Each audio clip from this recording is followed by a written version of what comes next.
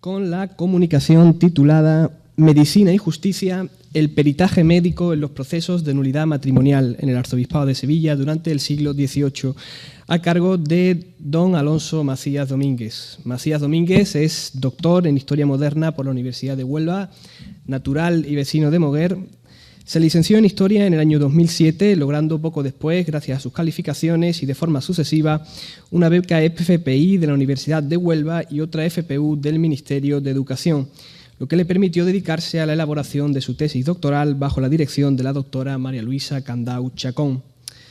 Centrada en la conflictividad matrimonial en el occidente andaluz durante el siglo XVIII, su tesis, titulada El matrimonio, espacio de conflictos, incumplimiento de palabra, divorcio y nulidad matrimonial en la archidiócesis hispalense durante el siglo XVIII, fue defendida en noviembre de 2014, obteniendo el premio extraordinario de doctorado de su universidad por la rama de Humanidades en 2015. En los últimos años, Alonso ha realizado estancias de investigación en centros internacionales de altísimo prestigio, como la Escuela de Altos Estudios de París, la Universidad de Coimbra y, más recientemente, en el Instituto Max Planck para la Historia del Derecho Europeo, participando en seminarios y congresos en torno a las líneas de investigación abiertas por su tesis doctoral. La ruptura del matrimonio, la violencia de género, la moralización contrarreformista del matrimonio cristiano y la ruptura particular de las normas establecidas. Para ello ha contado con el apoyo de 3 proyectos I+D+I en los que ha participado desde 2010 hasta la actualidad. Entre sus publicaciones pueden destacarse las dedicadas a la ruptura del matrimonio en el Arzobispado de Sevilla durante el siglo XVIII, la nulidad vincular y sus razones, la correspondencia privada amorosa y especialmente 2 monografías. En los umbrales de la vida conyugal, la formación del matrimonio en una ciudad andaluza, Moguer, siglo XVIII, publicada por la Universidad de Huelva en 2012, y Noviazgo, sexo y abandono en la Andalucía moderna, que verá la luz en próximas fechas, también de la mano de la Universidad Onubense. Don Alonso, muchísimas gracias por estar aquí con nosotros hoy, y tiene usted la palabra. Pues se me escucha bien, ¿verdad? Yo voy a empezar, como has acabado, José María, con los agradecimientos. Así que nada, darte las gracias, amigo, aparte de compañero en esto de la historia, por la invitación, por tu presentación. Y no quiero dejar pasar la oportunidad de felicitar al Ayuntamiento de Aral, que en esta fecha siga apostando por la cultura, el patrimonio y la historia dentro de un contexto de declive de las humanidades, a mi punto de ver, bastante penoso. Intentaré ser, ya que me ha tocado hablar en ultimísimo lugar y teniendo en cuenta la hora que es, lo más breve posible con esta comunicación. Los padres conciliares decidieron en la sesión 24 del Concilio de Trento en 1563 no solo reafirmar la doctrina tradicional sobre el sacramento del matrimonio, sino también fijar las posibles vías de disolución o de finalización de la vida conyugal, que recordamos podían ser de 2 maneras: bien mediante el divorcio, que tan solo suponía el fin de la obligación de vivir juntos los 2 cónyuges, o bien mediante la nulidad, que es la figura que sigue hoy en día en boga en el derecho canónico, que venía a permitir la disolución del vínculo, por así decirlo, entre los casados. Cuando los esposos pretendían poner fin a su vida marital, tenían que recurrir durante la Edad Moderna a la justicia diocesana, abriéndose entonces un proceso judicial en el que podían llegar a tener un peso bastante relevante los miembros del personal médico, que eran llamados por los jueces como testigos para verificar o no la veracidad de las reclamaciones que hacían los casados. Estas reclamaciones podían estar motivadas, en el caso del divorcio, por las sevicias, es decir, por los malos tratos, lo que hoy sería la violencia de género, si alcanzaba un grado suficientemente importante como para ponerle fin a la vida conyugal, por la enfermedad venérea contagiosa, el derroche de los bienes matrimoniales, de los bienes dotales y otros supuestos. Mientras que en el caso de la nulidad había que demostrar en sede judicial la invalidez del vínculo, que ahora quedaba en entredicho, bien porque uno de los 2 ya estuviese casado con anterioridad, con lo cual obviamente la bigamia estaba penada, porque hubiese sido un matrimonio sin consentimiento o por impotencia.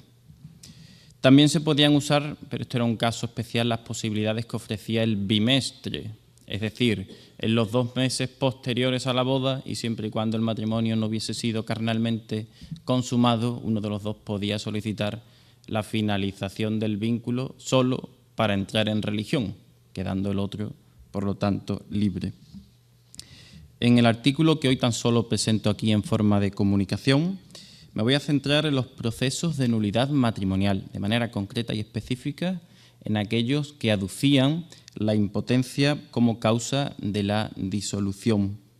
porque será precisamente en este tipo de procesos en los cuales la presencia médica tenga un especial interés. Obviamente, cuando una persona aduce impotencia es por una dolencia física, que el juez, ayudándose de los médicos, de los cirujanos, de las matronas, tendría que verificar. A pesar de ello, reseñamos la presencia de los médicos como peritos en los procesos judiciales en otros tipos documentales, como por ejemplo los pleitos de divorcio por sevicia, es decir, las marcas que dejaba la violencia de género en el cuerpo de la víctima, o por enfermedades venéreas contagiosas que, como acabo de decir, también permitían el fin de la convivencia. Como acabo de referir, la impotencia es una de las causas que están reconocidas por el derecho canónico tradicional, el de la Iglesia, para poner fin a un vínculo matrimonial. Siempre utilizo el poner fin, pero entendiéndose que la nulidad en realidad lo que significa es que ese vínculo nunca ha existido, es decir, nunca ha sido válido porque un impotente no puede casarse de manera efectiva. ¿Quién es un impotente? Pues lo será cualquier sujeto que, o bien por disposición innata, o bien por una causa sobrevenida antes del matrimonio, no resulte apto para la fusión corporal, por así decirlo, con su cónyuge. Los tratados legales y morales de la época se van a centrar de manera muy especial en las dolencias masculinas, la flacidez, las amputaciones, las malformaciones, por ejemplo, pero las femeninas también debían ser tenidas en cuenta. El caso evidente era lo que se llamaba la excesiva estrechez del órgano femenino que le impedía tener un trato marital correcto con su esposo. También eran considerados impotentes los varones, en este caso las mujeres no, que incapaces de producir lo que los tratados denominaban el verum semen, es decir, la simiente necesaria para poder tener prole. En este caso, la esterilidad no. ¿Vale? Lo que se miraba era, por ejemplo, una persona que estuviese castrada por un accidente. En el campo era común, cuando se vivía con animales y con bestias, esa persona también era impotente y no se podía casar. El marco espacio-temporal que he elegido para el desarrollo de este artículo es el del antiguo arzobispado de Sevilla durante todo el siglo XVIII, teniendo en cuenta que los límites de este territorio en la Edad Moderna eran bastante más amplios que los actuales, ya que englobaba a grandes rasgos a las actuales diócesis de Sevilla, de Huelva y también de Jerez de la Frontera. Se trataba, simplemente por hacer un recorrido rapidísimo por el espacio, de un territorio muy amplio y muy poblado. Es el único territorio de España que aúna estas dos realidades en el siglo XVIII, es decir, un espacio muy amplio, con una densidad muy amplia, muy elevada y además con un porcentaje de población urbana muy importante, como estudiaba hace unos años el profesor Eira Roel, en el que convivían ciudades relevantes, aparte de la capital, Jerez, Écija, el puerto de Santa María, etcétera, podríamos citar bastantes, pero contrastaba con otros territorios de una densidad demográfica muy limitada, muy baja, como las sierras, como el Andévalo onubense o las marismas del Guadalquivir, y precisamente en esta diferencia de población muy abundante y concentrada junto a otros espacios de evidente predominio del mundo rural, he encontrado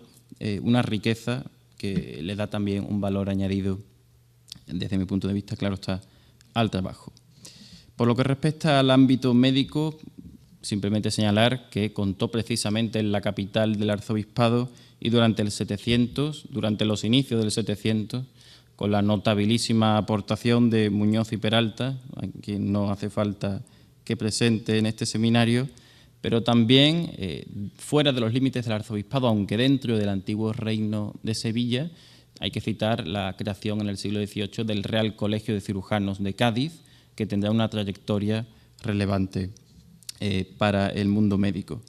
Pese a ello, una visión completa del sistema médico en la región requiere también una mención a las deficiencias de formación de determinados sanadores. No todos eran médicos y no todos pasaban por la universidad ni por los colegios de cirugía, así como la desigualdad social en el acceso a las prestaciones. Precisamente en el artículo que vamos a presentar tratamos algunos de los escollos observados, así como la falta de objetividad de algunos de estos peritos que participan en los juicios, de los que cabría esperar cierta objetividad, pero que evidentemente con mucha frecuencia se dejan llevar por el interés procesal de la parte que lo ha contratado, de la parte al fin y al cabo de la que dependen económicamente. Sobre el número de procesos, solamente señalar que es muy bajo para todo el arzobispado. De entre los fondos organizados del Archivo General del Arzobispado de Sevilla hemos encontrado unas pocas decenas de procesos de nulidad. La mayoría de ellos no son por impotencia, aunque es cierto que si vemos el número concreto, la impotencia, al igual que la bigamia, son los dos grupos predominantes. Y esto nos indica que en la época el fracaso matrimonial encontraba una vía mejor, de más rápido acceso, mediante la mediación privada, la ruptura de la norma, cuando no te pillaba la justicia, o simplemente con la resignación. El matrimonio para toda la vida era lo que se esperaba a partir especialmente del Concilio de Trento, es decir, de 1563. La presencia forense, es decir, la de los médicos, la de los cirujanos, la de las matronas, en estos autos de nulidad por impotencia se iniciaba cuando el provisor necesitaba el auxilio de estas personas, como he dicho al principio, para verificar si la denuncia que había llegado a sus manos tenía un trasfondo real o no. Y para ello lo que hacían los especialistas era someter al supuesto doliente a un examen. Gracias a los procesos que se conservan, conocemos más o menos cómo eran estos exámenes y constaba de 3 partes principales, de 3 fases. En primer lugar, se efectuaba un análisis visual del paciente con un especial detenimiento, lógicamente, en sus órganos sexuales. Lo que se pretendía era hacer una primera idea general de cómo andaba la cosa, prestando especial atención a la armonía, se usa esa palabra, a la armonía en la forma, pero no solo del órgano reproductor, sino del conjunto del cuerpo, entendiendo que una anomalía, en este sentido una impotencia física, debería dar como consecuencia malformaciones, por así decirlo, no malformaciones,